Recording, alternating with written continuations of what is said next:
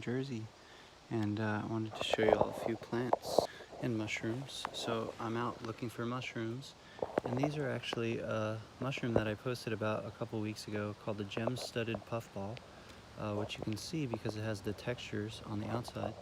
That one shows that it's probably already going to be brown inside. A little ant was in there. So if you see, that one's got a yellow to brown color, so you don't want to eat that one. But if you found them, you break them open, and it's pure white on the inside, and there's no remnants of an amanita or anything like that, then it's edible. So they're kind of like tofu. They have kind of a bland texture unless you cook them in something nice like butter. And there's a couple of them there, but this is right by the side of the road, sort of. It's a campsite, and so I'm not going to eat those, but those are all edible. And so each day we've had a little bit of mushrooms. The yellow is oxidation, yeah, and it actually turns itself into spores. So in the inside of a puffball, the difference between puffballs is they will actually create their flesh into their spores, and then when they're all ripe and ready, you can kind of squish them and all the spores come out. I also put a little video on, what is that called, Instagram TV, which shows how to farm puffballs, which is just basically step on them and get the spores all over the place. So then this is all blueberry trees, and of course blueberry leaves are a good tea. They have vitamin C in them, so you don't want to boil them, but those could also be very helpful, and they're very helpful for cold and flu, things like that. And I wanted to show you all also, I'll point it out at some point, there's a lot of wintergreen all over this part of the country, and that's a really special plant. So puffballs are incredible. I also have a video on puffballs, or a article on puffballs on Returntonature. Nice spider web. Let's see if we can catch it with the sun. Spider. Yeah, New Jersey is, the Pine Barrens is actually one of the largest water aquifers in the world, and it's right here in New Jersey. And of course, this all used to be under the ocean, I think approximately 10,000 years ago. So it's a really acidic habitat. There's a lot of pine dust. It all smells super good. There's tons of deer ticks out here, so you really got to be careful with that. The whole place is flammable. They do control burns much better here than they do in places like California. The trees are kind of young, you can see, but they're all pine, and they produce a bunch of pollen. So it's a really cool habitat. And this, of course, was oak and pine. So you get the pine trees, you get the needles, you get the sap, which is super medicinal. A lot of you have purchased the pine sap, that salve I collected all across the country. So that's super medicinal, helpful for the respiratory system, helpful for cold and flu, things like that. Also good to just swallow a little pinch of it. I don't chew on it. I will suck on it, but if you chew on it, it gets stuck on your teeth forever. It's actually very antimicrobial, anti-inflammatory, so it's really helpful for a lot of things. And then of course the inner cambium of pine, if you needed a survival carbohydrate, or really like the Adirondack people, or the people who ate pine bark or other bark, that means bark eater. And so you can actually strip the inner cambium of any pine, almost any pine. I mean, white pine is one of the tastiest. And you can strip that and then put the bark actually back over it and seal it with pitch, is probably the way it was traditionally done, so that the tree didn't get killed. If you cut it along the whole axis, then you kill the tree. It's called girdling it. So you would just want to put a strip down there and then open that, peel the inner cambium, stick it back on, and then if you are so kind, you can make a little pitch and put it back, and then you get yourself edible carbohydrates from the tree. And then there's oak trees everywhere, so then there's a bunch of acorns out here. So the Lenape people would harvest acorn, work with wintergreen, harvest tons of blueberries. There are deer that are plentiful out here, and that was basically the traditional diet of this place. And it's all still here, and there's just a disregard for it at this point. I'm looking around for wintergreen. There's a little bit. Pine sap is really good. So here's one of my favorite plants, really, wintergreen. Galeria Procumbens, and it's often mistaken for what's called spotted pipsisua. That one has a more narrow leaf, and it's got a white center in the margin, in the leaf margin, I believe that is. And so this is where you get an aspirin-like compound from it. So there's salicylic acid and methyl salicylate. I believe this one has methyl salicylate. Salicylic acid comes from the Salix genus, which are all the willow trees. So this one has methyl salicylate, which tastes minty and gives the flavor wintergreen. Of course, you'd pick a leaf, and that wouldn't be sustainable if you just rip the whole plant out of the ground. So what I'll do is find a bunch of it, you know, it grows throughout here. And then if I find a healthy plant like this, I'll just take one leaf, and therefore it can reproduce everything else. You know, so I get one leaf from the plant, and then they're really aromatic, if you smell that. And these can be chewed, and they're anti-inflammatory, so it's really good when you're hiking. You can get a little anti-inflammatory action in your body, the same as the sap. But they also are really great tinctured, and I have a couple tinctured. If anybody's interested, you can send me a message, and it really tastes aromatic and beautiful. I really like it for anti-inflammatory aspects. That's not just willow, because willow is very bitter and very harsh to consume, so tincture is not very pleasant, neither is a tea. But wintergreen is really nice. However, it's a less abundant plant, and it's harder to harvest it in abundance, so obviously it's something that we need to caretake. And when I'm out here and there's the berries, which are great, they're also called tea berries, those I'll actually harvest and plant about 10% of what I harvest. So I'll actually spread it around and try to get it actually seeded, which I think by having human fingers and a thumb actually increases the chances of the seeds successfully germinating versus just dropping on the ground, because I think it's just sitting there waiting for some deer or something to step on it. So gentle Geiger medicine, it's green. Galeria procumbens has methyl salicylate, if I'm not mistaken, and is basically an anti-inflammatory that's not damaging to the intestinal wall, like some other anti-inflammatories have been shown to be. They don't happen to be plants, though.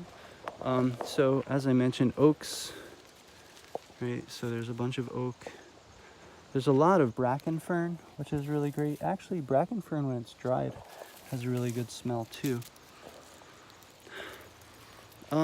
It smells like wintergreen.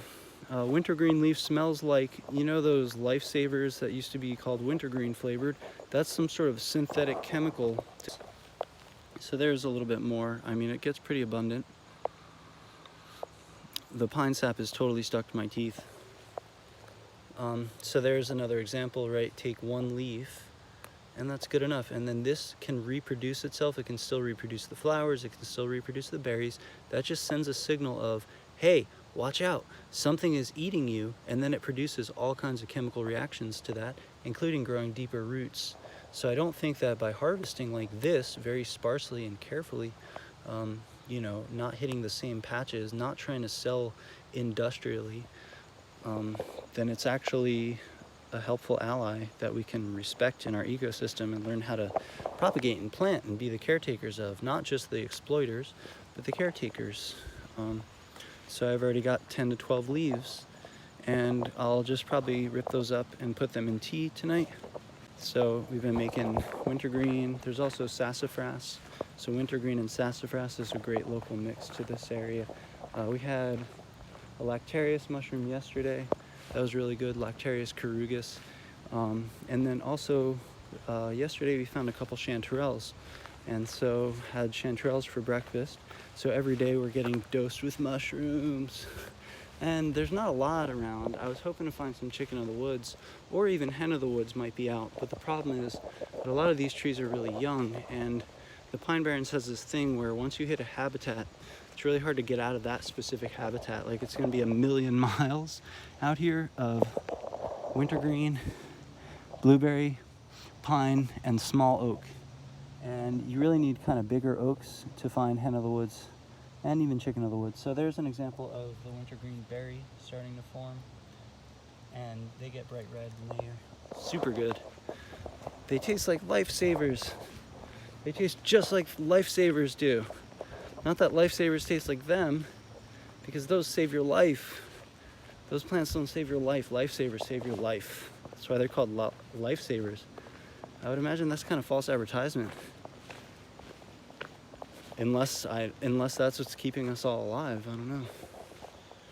So let's see if we can find another plant. Or a big pile of mushrooms.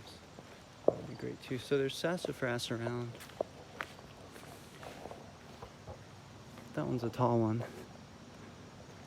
So there's a sassafras tree, and that's got 3 kinds of leaves. It's got a leaf that's a mitten, it's got a whole leaf, and it's got a frog leaf like that. And so it's the only tree that has 3 kinds of leaves, and the leaves are very aromatic. When you rip them and smell them, they're really aromatic. When you chew them, I try to, when I'm walking, just like chew 2 to 3 of those leaves, and it gives you this mucilaginous effect, which is really helpful for the digestive tract. So it's really kind of like slippery elm, a digestive aid, but you know, you're just nibbling 1 leaf off of a tree and walking 5 miles. And then also it can be harvested for filet powder, and it's a soup thickener and stuff like that, and it's got a tradition in Louisiana, but we have it up here in Jersey. And the roots, of course, are one of the most medicinal, and that kills the trees, so you got to be really careful with not killing the trees and actually respecting the roots. And that means take no more than 10% of what you find. So there's a whole bunch of wintergreen. This is kind of what the woods look like. Finally got into a trail. Spider webs on my face. Of course, you know that's going to be a good hike. So it's basically just blueberry. Wonder how I guess the service is doing okay. Wintergreen, pine, oak, the sun, lots of crickets, and probably a good amount of ticks. Oh, that's a nice one.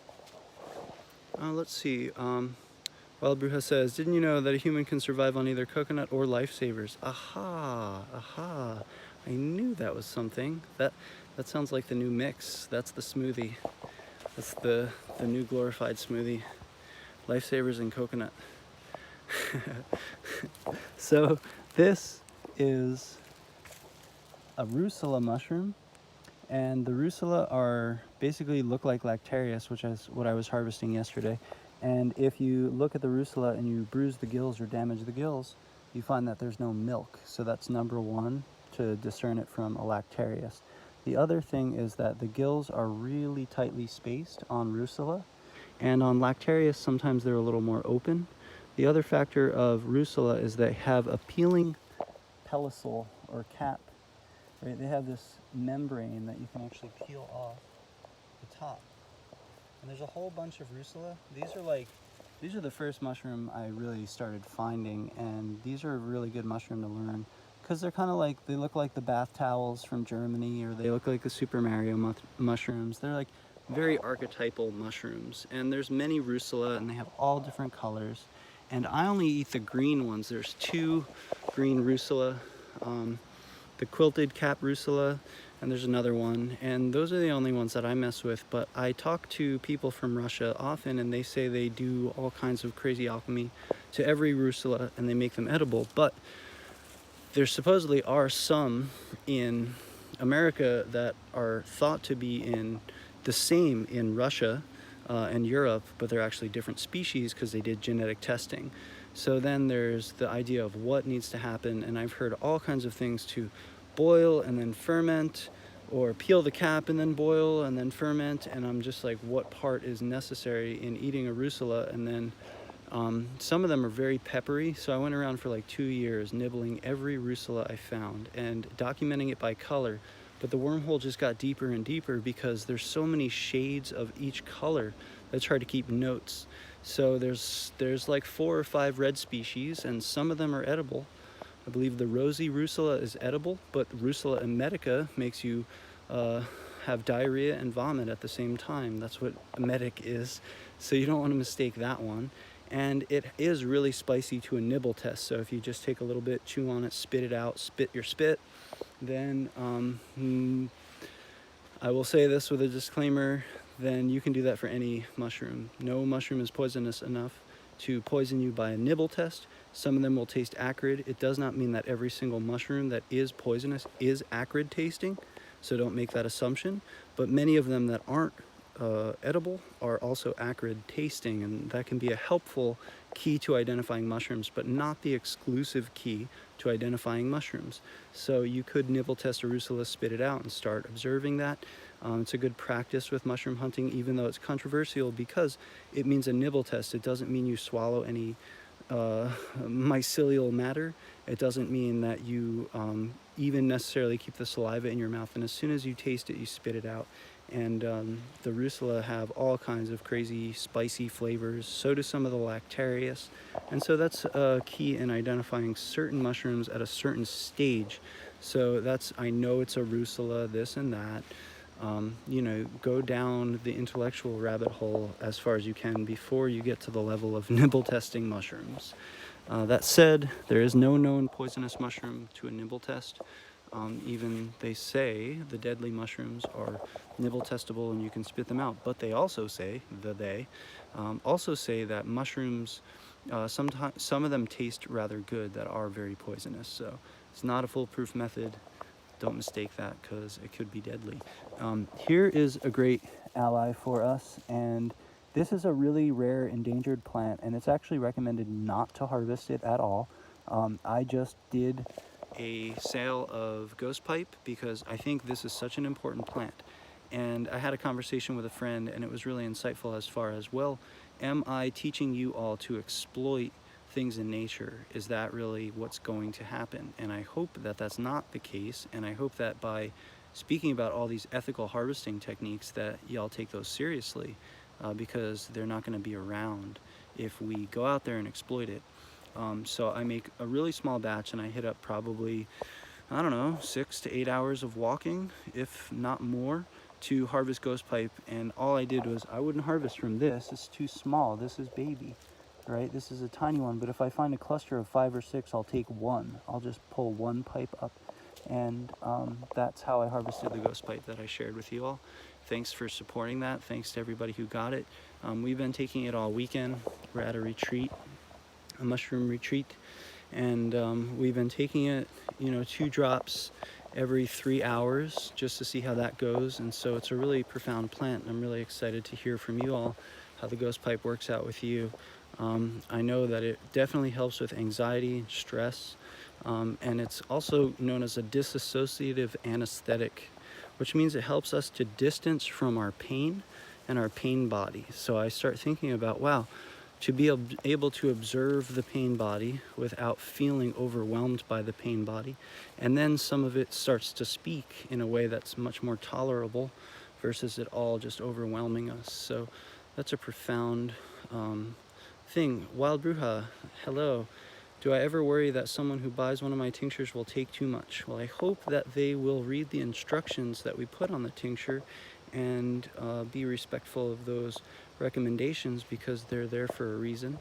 And everyone should always know that the first thing you want to do with any new plant is get to know it. And the way that you get to know it is just the first day, just take 1 drop just to see how your body responds to it. That's how I usually, like if it's a herb that I've never taken and it's a tincture, I'll take 1 drop the first time I take it just to allow my body to respond to it. And so whenever you get to maximum dosage, you want to have a few days to get to that level. And so you can do 1 drop the first day, a drop, 20 drops the next day, whatever, it depends on the herb, obviously. And then work your way up to a dosage that helps to remediate symptoms. I also am really careful about, like when I'm dealing with a low dose herb like Lobelia or ghost pipe, I'm much more interested in helping to educate about working with that kind of plant. It's not like nettle. You could take all the nettle you want. If you wanted, you could take shots of nettle and get yourself drunk and fall asleep. It's not going to really do anything negative, but if you drink ghost pipe, you're going to feel sick. But see, is ghost pipe poisonous or purgative? That's another question, and that's not the same thing, but we often we don't discern between poisonous, which means can kill you, shut down your liver, things like that, versus purgative, which will make you vomit. So another thing is like a herb is lobelia. That's another what's called low dose herb, right? Pokeweed is a low dose herb. False unicorn is a low dose herb. All these herbs are not recommended for tonifying or nutrifying the body in any way, shape, or form. They're basically acute herbs for acute specific issues. And if you take too much lobelia, it's known that you'll vomit. But that doesn't necessarily mean that lobelia is poisonous unless you drank a really bad amount. But Tylenol is also poisonous if you eat too many, and so is water. You can kill yourself from drinking water, and so that's where the user with the magical wand is who determines how the interaction goes. And the way to really be on top of that in your own personal practice maybe is just to start with low dosing and see how you feel and check in and work your way up. If you know a dose of an herb, take 3 to 5 days to get there, and don't just assume that it's going to be safe for you because it's safe for people. We all have different liver enzymes, we all have different capacity and function. And we should get to know each herb like that, with that kind of respect anyway. When you're just sitting with a plant and you're getting to know it, like ghost pipe, I've barely ever taken ghost pipe. I shared one of the only times I experienced ghost pipe was when I chewed it in the woods. Doesn't mean that's right for everyone. That's not everybody's path. And so what I think we really need to do is start respecting the plant like we respect people, and start engaging the plant as if you're trying to get to know a friend over time. And so don't necessarily buy lobelia and take shots of it, because that shows that you don't know lobelia, and it will teach a lesson of vomiting, and hopefully that's all. I don't know anybody who's ever taken shots of lobelia. So dosage is everything. In herbalism, dosage is everything. And that's something that is unfortunately stopped by the FDA with your bottle allowance. So when you're recommending a dosage, it has to be for, usually on the label is for, what would you call it? For a non-acute condition, right? It's not like lobelia doesn't say for respiratory asthma, take this much. For catarrh in the lungs, take that much. Because they would have to do a double-blind clinical study on each one of those and find out an acute dose and prove it through like $1 billion of research. So it's all based on maintenance doses usually, and that's why unfortunately what ends up happening is often people will take too little of some of the herbs, not lobelia, not pokeweed, not low-dose herbs, but like something like stinging nettle.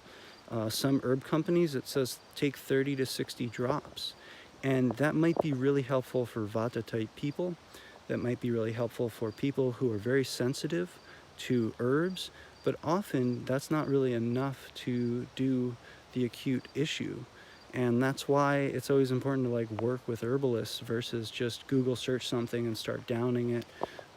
There's a lot more nuance than, just take this to fix your problems. That's not what we're doing. We're trying to actually restore the healing integrity of the body over time. And even if there's acute symptoms and issues, there's still a human being who's got an evolving list of symptoms, and that's going to change and shift. And that's like how Lyme is. The symptom profile really changes and evolves and shifts. And if you don't watch that and kind of compensate for that, it may not be an effective herbal treatment. So here we have another mushroom. This one's all over the place. And this is an example of, is it a Russula or is it a Lactarius? So the way you tell, slice the gills. Do they bleed? Milk? Yes, they do. Taste that. Spicy as hell. This is a spicy Lactarius mushroom. There's also a Russula, which looks just like this. Supposedly, I've heard that the Russula that looks this way, it doesn't milk, right? Also, no peeling pellicule. Oh, there is one. Wah, wah, wah. Sort of. It's not as thick as on a Russula. this is spicy, so that would mean non-edible. Now, I do know a person who said, well, I like spicy food, and they cooked this one up, and they vomited a lot, so it's not like that. Some people wonder, well, can you just powder it and use it as like a hot pepper? Maybe. The one person I know, that didn't happen. So it's numb and spicy on my tongue, right? I only had the tiniest little bit. So that's like tasting it, right? That's tasting the milk of a Lactarius. So Rusula and Lactarius. The Lactarius milk on the underside. And if they're spicy, they're definitely not edible. The only Lactarius I eat, which I posted the other day, is Corugus, Hygrophorides, and Volimus. And they all have brown caps and orange-like stems, and the milk is not at all spicy. And some of them, Volimus smells kind of fishy. So there's another Rusula there. Man, I still have that pine sap all over my teeth. It's just melted in there.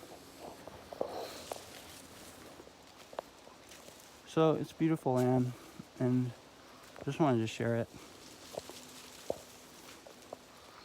So this weekend I was at a retreat with Lauren, and who works at the CSA and does all kinds of awesome stuff, herbal goodies, magic making. And then I'm headed back to Cherry Valley Co-op for another week. I'm going to teach a class there, and that's going to be my last class in New Jersey. And then I'm going to head out on tour and do another tour and hit up some of the same spots I hit up last time, because I'm building a community network, and I feel like it's man, that pine sap is intense.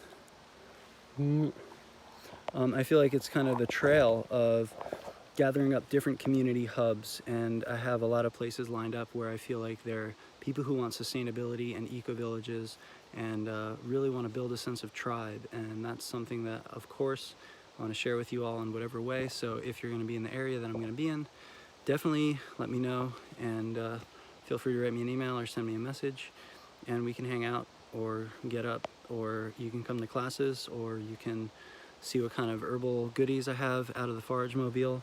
And I'll just keep trying to do this where I go whenever I have service. And also I would love to do more interviews. So instead of like doing all the like podcasting and this, and then there's like 200 files and all this computer work, I just want to use something like Instagram Live to basically podcast with people. So as I travel, I'll be trying to talk to people and interview people as I go. People who I feel like are influential in my life, insightful, good teachers, hold knowledge, and I really appreciate talking to them, and maybe we'll share some of that as I travel. And I'll also be harvesting pawpaw seeds as I go, with the intention of spreading pawpaw seeds all over the place. I really want to make this a pawpaw tour, so I'm going to start in October, go from Jersey to New Mexico, and visit some good friends along the way. Jesse and Johanna are on the map. They have the beautiful cob house in their backyard in New Mexico, and we're going to do workshops there. So lots of workshops are coming up, just organizing that all. And so I hope to see you all at workshops as well, and feel free to be in touch. And whoever purchases anything, thank you so much. It really helps. Then I could just do this and it makes sense, and share all these plants as I travel the country. And you know, hopefully you can learn as well how to take your healing into your own life and eat wild food every day. I'm also going to do something, I'm not going to say what it is yet, but yeah, it's going to be really fun. We're going to start getting into challenges, but I don't like the word challenges because it's provoking to egotism. It can be. And so the initiatives and the incentives that we can do through social media can be maybe with a greater sense of community and collectivism and purpose. And maybe we can start steering some of those efforts and those games and start playing with that a little bit. So we're going to do that as well. And enjoy. You know, one thing I learned so Katya is my really good friend, and she's a geologist. And so I spent a lot of time looking at rocks with her, which led to another friend telling me that if you sniff rocks, you get a smell off them. So we started doing that. We started sniffing rocks. I went to Nevada, to the desert, and it smells like creosote everywhere. or there's creosote everywhere. And so I picked up rocks there, and I breathed on them, and I sniffed it, and you can actually smell the creosote smell in the rocks there. And then in pine trees, it turns out that there's like the Torrey pine is famous for it in California. If you breathe in the crack and you sniff it, Torrey pines smell like peanut butter. Jesse and Johanna also, that's who made the connection to actually sniff the tree. And so actually if you blow on the tree and sniff it, something about your dew and your breath and that connection gives the tree a certain scent. And every tree has a certain scent, and that's just a way to enhance it, I swear. So make that your practice of the week. Breathe on trees and sniff it, and then make sure that someone that you don't know sees you doing that. And then that will be really fun. They'll be like, what are you doing? And you'll be like, well, I'm clearly breathing on this tree to sniff it. Don't you do that? And then they'll think you're on mushrooms. Wild Bruja, many blessings to you. Thank you for your support and your kindness and your compassion and your goodness. And keep on sharing the ways of the plants with people. That's all we can do. That's all we know how to do. Universe, hear us. That's all we can do. You know, one plant at a time, just get connected. Get connected with the mycelial network. Many blessings, Cosmic Wave Rider. And I don't know, it's pretty much just like that many plants here for a long time. Of course, dandelions growing out of the concrete. Oh, if I could just tell you why I love dandelion, this is why. You know, because it just grows out of everything. And it's just like, I'll help you, children. Children, no, you don't understand. You have the relationship backwards. We're trying to feed you and heal you. No, it's not about a war on plants. That's insane. No, it's about we're trying to compensate for your mistakes and your messes, and we're trying to clean all your mess up. And if you just give us like 100 or 1,000 years, we'd show you that, but that's too short-sighted. That's too long to think about. Right, and so all these plants are performing bioremediation and sucking carbon out of the atmosphere, which is really important because we have a carbon emergency. We don't necessarily have a continent emergency. We have a carbon emergency, and that's a very big difference. And so plants are globally centric. They think about the gas exchange as a whole. Humans are mostly country centric, and they think about getting stuff. And so, and who's allowed where, and walls, and building walls around things to say they're mine. And so we have that kind of projection on plants. And of course, our European ancestors brought dandelions here, and now it's become naturalized, just like we have. And that plant is actually really ironically helpful for, and that's not dandelion, that's hawkweed. It looks a little different. Same family, Asteraceae. And so those plants are growing biomass because they grow the fastest, because there's an emergency of the gas exchange going completely awry on the planet. And so right now, it's not the time to fight over countries and borders.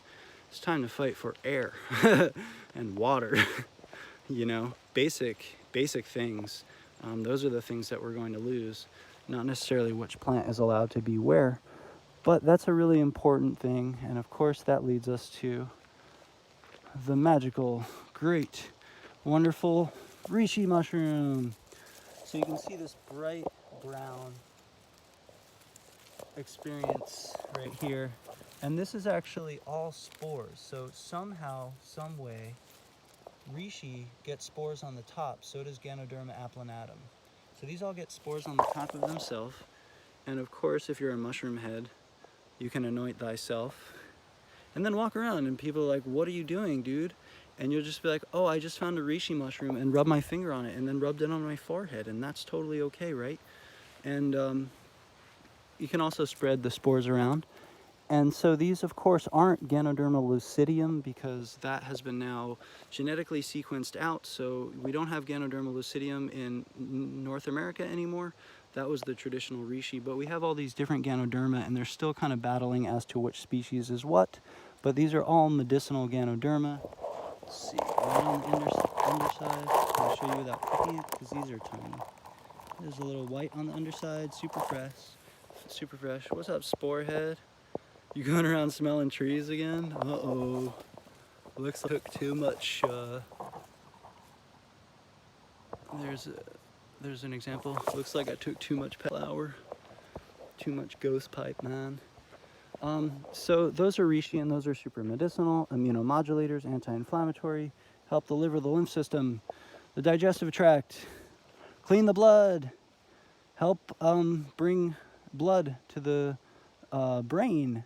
They do so much for us. They also are bioremediating the ecosystem, and they're perfectly fine right there because that's what they're doing on the earth. And so take a moment to just contemplate what that means. They're already cleaning the blood, the liver, the lymph, the immune system of the earth. They're already providing compounds to all these plants because they're connected through a mycelial network, and whatever they're producing by their behavior, their action, their life, they're actually sending out in mycelium and sharing it with all of these species, and it's being spread and copied and shared, and that is going on and on and on from every other plant too. They're working together. They're in a symbiotic relationship. And this is wax myrtle or bayberry, I forget. And these are sort of edible, but they're very aromatic. So like juniper berries, they would be helpful for anything like a UTI, liver infection, kidney infection. And then the leaves are also really helpful as well. They're aromatic. So the Myristicaceae is the family, and they all have aromatic leaves, and so they can be used just like bay, right? So this is our native bay tree, essentially. And if it's wax myrtle, which I don't think it is, wax myrtle actually, when the berries are fresh, you can actually boil them, and you can harvest and get wax from them. So you can make candles and salves and things like that from them. But all of them, even bay magnolia, the big magnolias, if you rip the leaf, it smells, and it's very aromatic because that's the same Myristicaceous oils that are in here. And all of those are helpful for fighting infection. The essential oils in a plant repel bugs. Bugs are parasites. Bugs are viruses. Bugs are parasitic bacteria. So when it's doing that for its body and you consume it and you put it inside of your own body, the chemistry, the essential oils that are in the plant will do the same thing that it's doing in its own body into you. Because we're not actually separate, we're just inside out.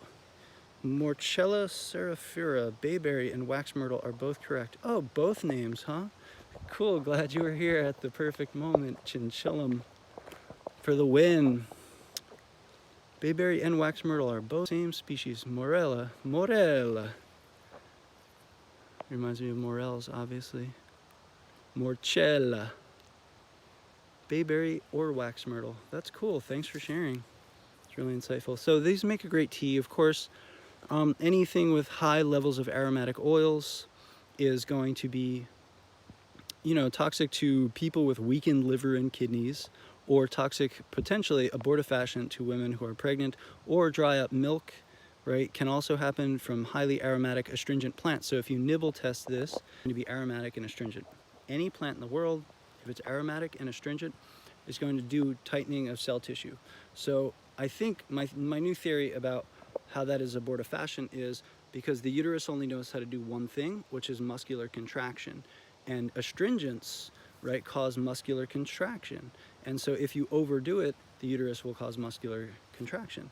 I think that's why astringent aromatics are contraindicated in during pregnancy.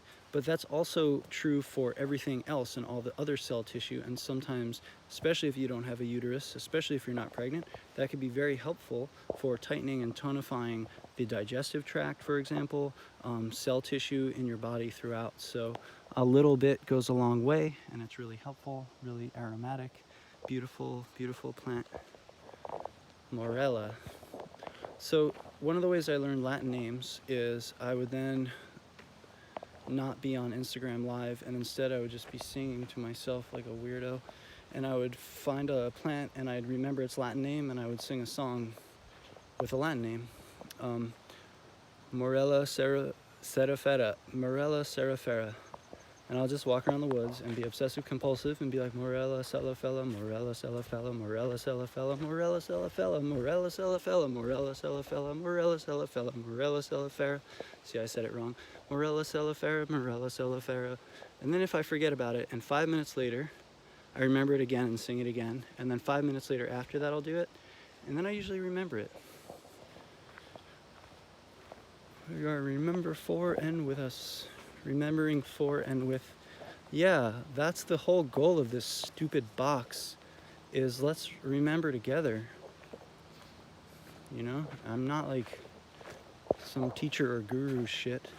It's more about, I don't know, we're on right now.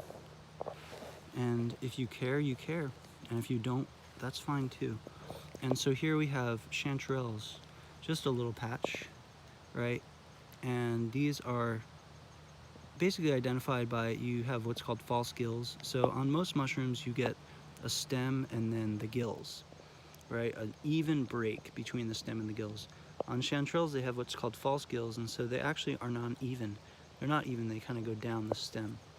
See these two, right? So they can be identified falsely as jack-o'-lantern mushrooms. And the way that you can what about a uterus?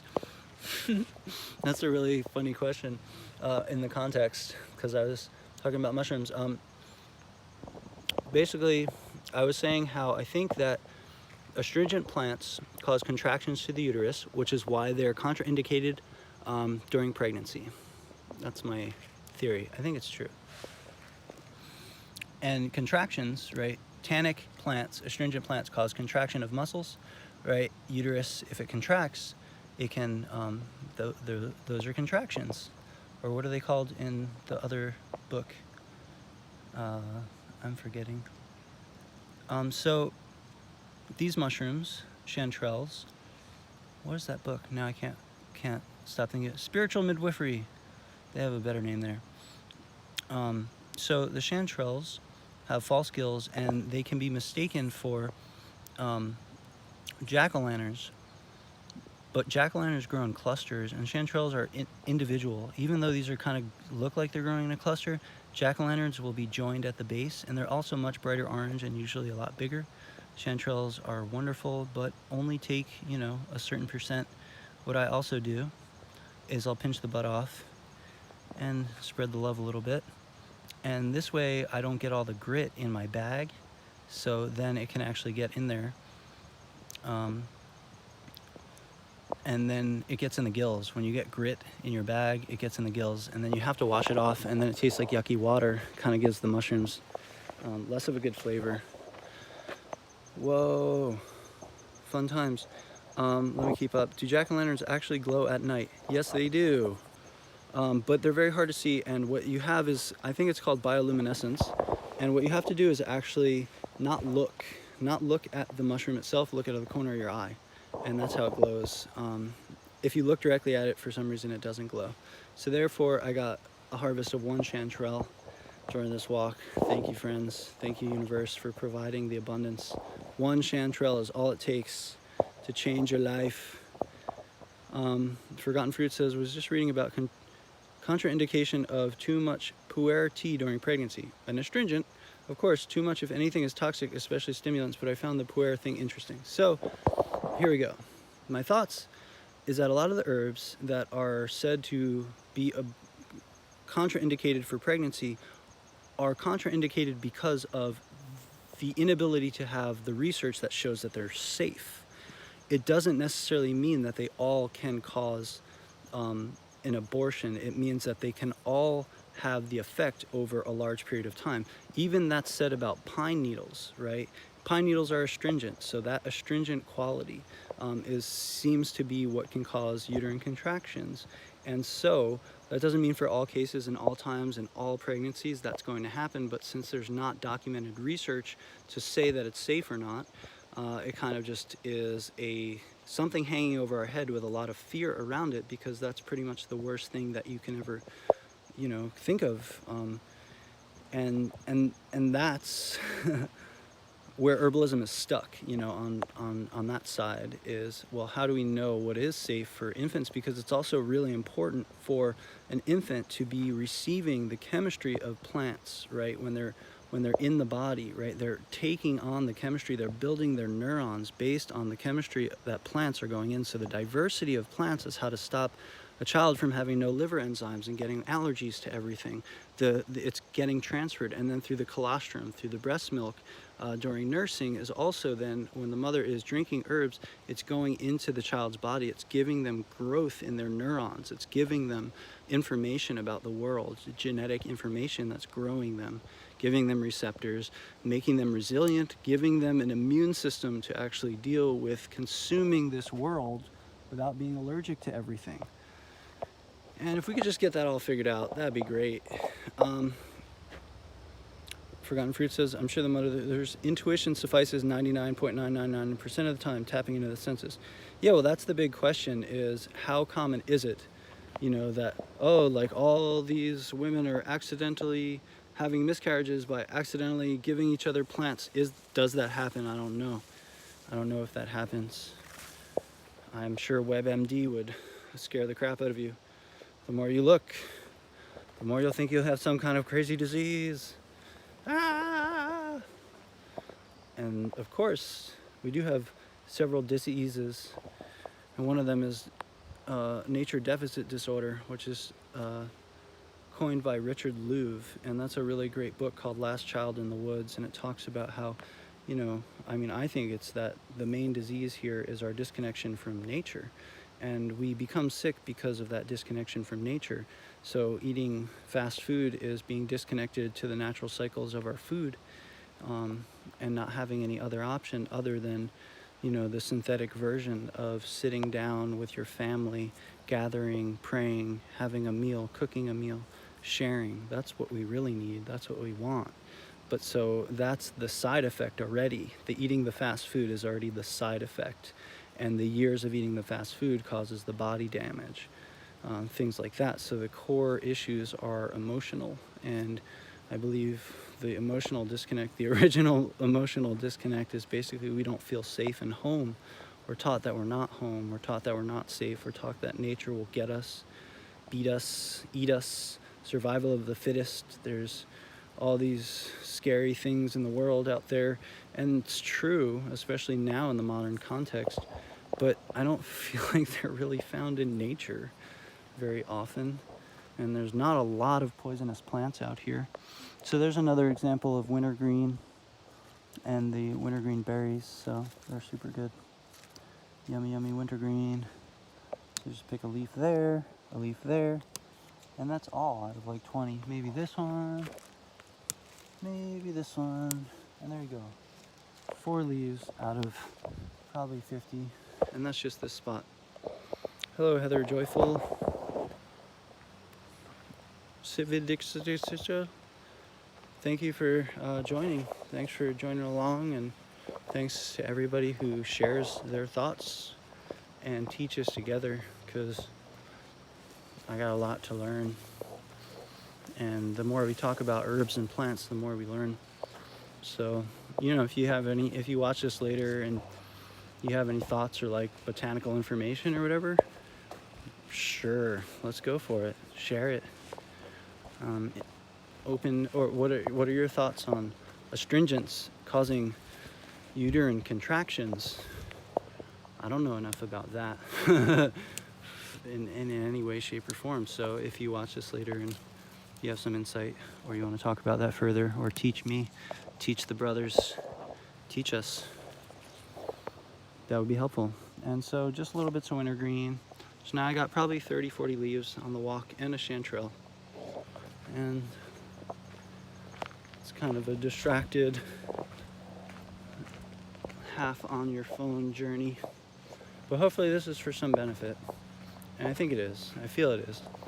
And the mushrooms told me that it is. And there's a deer, so it must be true. Deer is about gentleness, softness, compassion, being stealth, being okay not being seen. And also then the stag is about power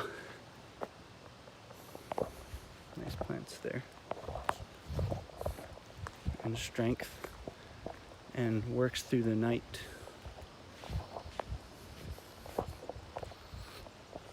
So, hormesis. Oh, life.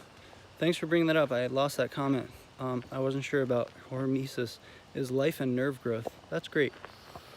So, as you're familiar, probably, there's something called neuroregeneration, and there are herbs called neuroregeneratives. Specifically, there's mushrooms. Turns out that lion's mane is incredibly neuroregenerative, helps to actually restore nerves in the brain. Also, guess who's a star of the show? Psilocybin-containing mushrooms. So those also have been shown to be neuroregenerative, which actually proves Terence McKenna's stoned ape theory, saying that if people consumed low doses of mushrooms, they would outcompete intellectually with the people who didn't, right? That was his theory. And now there's actually some proof that there is neuroregeneration that occurs with psilocybin-containing mushrooms, but also with lion's mane. And also, turns out in combination, that's a really interesting thing. So, just saying. Heather, what's up? Heather Joyful. I'm a massage therapist and energy healer. I've worked on many pregnant women, and I truly feel you can progress labor by intent. You can also begin labor by pressing on certain meridian points. Yeah, I've heard about that. Yeah, and also, I think that if labor is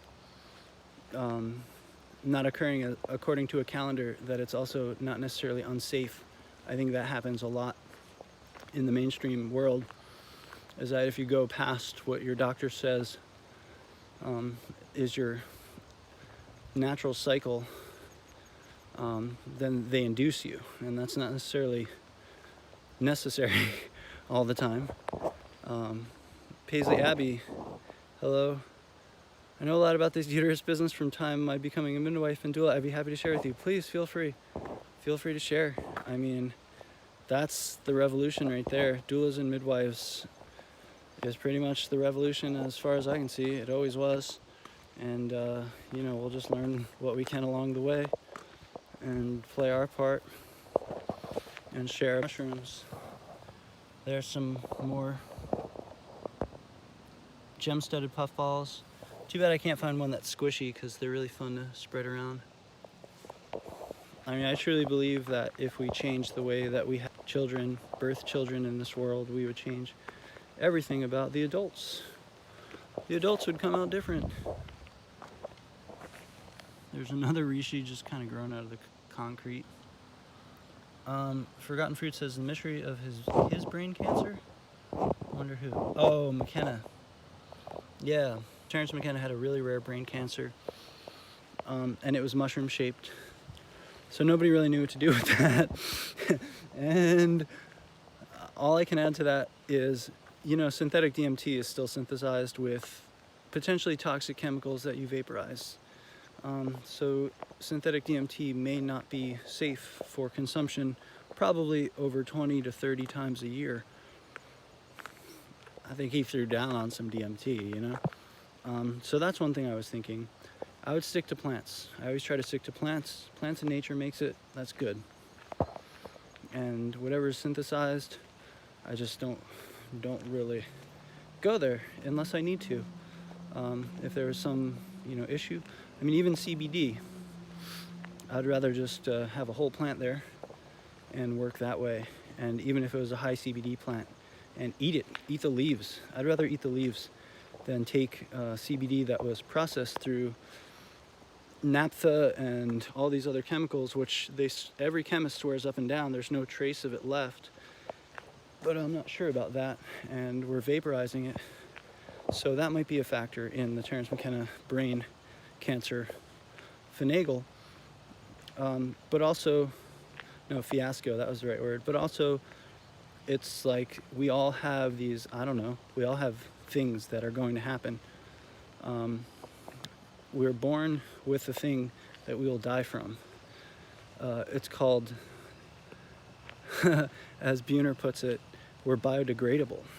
and we all have biodegradability built into our systems, our bodily systems. They're borrowed. So that's another question. We're all going to die of something. We're all going to go from something. And so if he smoked DMT and had that experience and died early as a result of that, was that his karma, his destiny, his choice? Was that his way? Was that his path?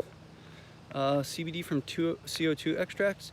My friend makes them from alcohol. I am okay with the alcohol. I've never heard of CO2 extracts, but still, CO2 is a gas, and is it pressurized? And if so, is it highly concentrated? And I guess CO2 is not so bad compared.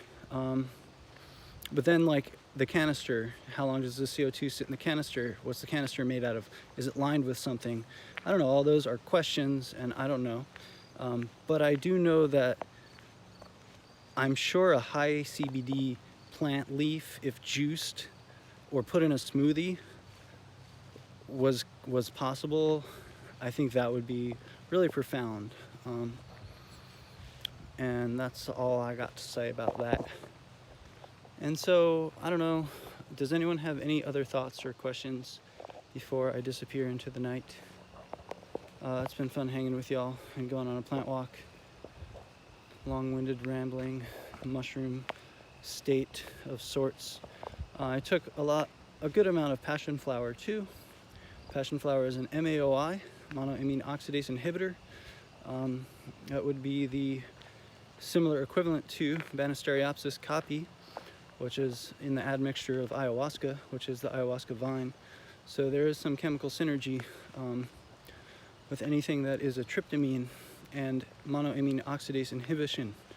And so that's another level as well to consider and think about very diligently and carefully and do research on, and sit in a good way and explore the plants in a safe and sacred environment, and the mushrooms in a safe and sacred environment, and try to do what the ancestors of thousands of years did with those tools and those teachers. Thanks, Forgotten Fruits. This is all silly. It's just silly bullshit. It's just like we're hanging out. It's just, who knows? It's just like, what do we do with our lives? You could either die or at least try. And so these are a great thing to do. If you did want to, work with some plants or mushrooms in a sacred way, there are cabins and things like that. And it feels very safe and nice being in nature.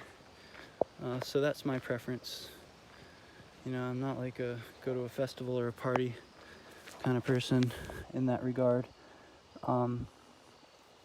There's more puffballs. So I found so many of them. I'm just going to take a couple, and then I'll have puffballs, chanterelles, and wintergreen, and that'll be part of tomorrow's breakfast. Wintergreen tea with puffballs and chanterelles and local eggs that we have from our friends here, and it'll be yummy. Oh, Passionflower. Cool. So Passionflower is basically known as somewhat of an antidepressant. I got 1 minute left on Instagram. And so Passionflower helps to elevate the mood, lift the spirit, help the heart, help the soul with grieving or depression or feelings of loneliness or isolation, things like that, but not to be mixed with pharmaceutical antidepressants. That can be deadly and dangerous. So you don't want to necessarily consume them in conjunction with pharmaceutical antidepressants.